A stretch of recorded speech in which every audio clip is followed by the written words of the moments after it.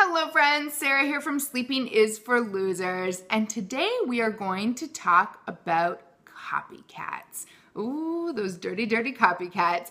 Now, I have been living my life online through my blog, Sleeping is for Losers, and various social media channels for over 8 years. So you know I have had my fair share of copycats. So if you think someone is copying you, what should you do? What should you think? Is there any action you can take? Let's talk about it all. First of all, let's be really clear. If somebody is copying your work word for word, I mean copy and paste and passing it off as their own, that is not okay. And you need to seek legal counsel and hopefully take some legal action against them. But there's another camp of copycat, and they are way more popular online than I care to admit. And they are the people who are, quote unquote, heavily influenced by the work you do. Meaning you come out with a blog post about top 10 things to do at Disney. They come out with a blog post about top 10 things to do at Disney. Not identical, but very similar. You come out with a blog post about sponsored posts.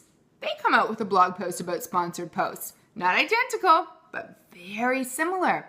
And it seems like you can never quite shake them. You have an e-course about something, they put out an e-book about the exact same thing. A copycat tends to take your ideas, put enough of a spin on them that they're not identical to yours, and then pass it off as their own. And when you are a creative person growing an online presence, this can frustrate you. I know I used to let it frustrate me more than I care to admit.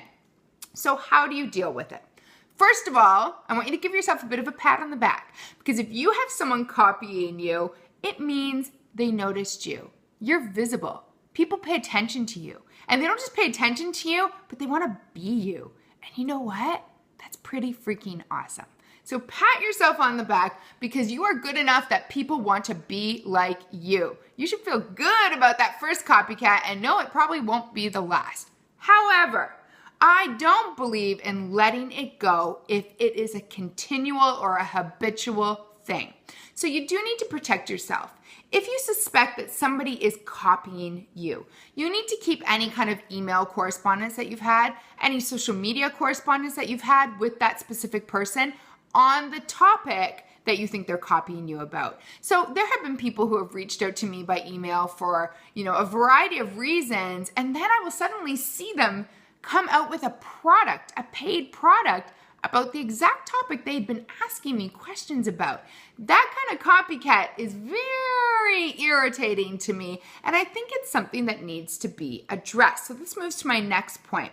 If there is somebody who is constantly being heavily influenced by you, you are well within your rights to call them out on it in a way that is not super aggressive.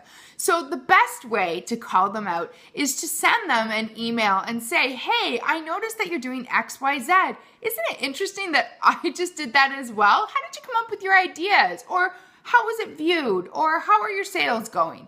And I know it's a bit passive aggressive. I understand that. But you also want to give yourself that gut check and think really hard. Is the information that you're putting out into the world completely proprietary? Is it possible that they just have the same ideas as you? Is it possible that somebody else has the same style as you, or that somebody else had the same thoughts as you? You got to give yourself that gut check, and you got to leave room for the person to be able to explain themselves. I have had people explain themselves in a way that made complete sense, and I was so glad afterwards that I hadn't gone at them guns a-blazing.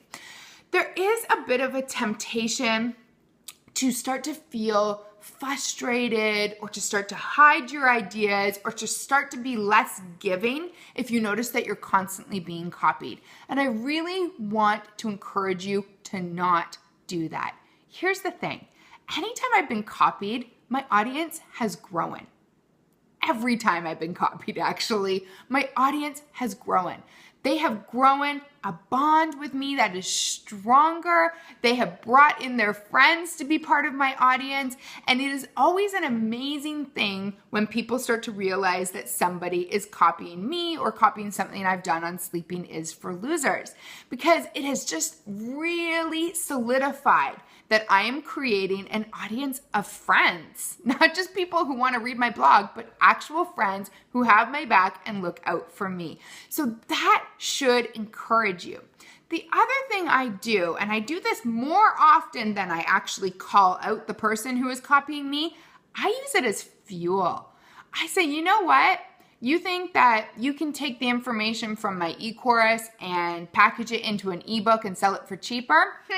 I'm going to use that as fuel to do something even bigger, even better, even more awesome. I'm going to serve my audience harder. I'm going to put out 3 new email courses because I know that I can outwork you. I can outthink you. I can outcreate you. Whatever it is you need to tell yourself, use that copycat as fuel to do the absolute best work you have ever done. And I will tell you the truth, some of my best ideas have come out of a copycat who has frustrated the heck out of me and spurred me on to create something that I never imagined I could create before.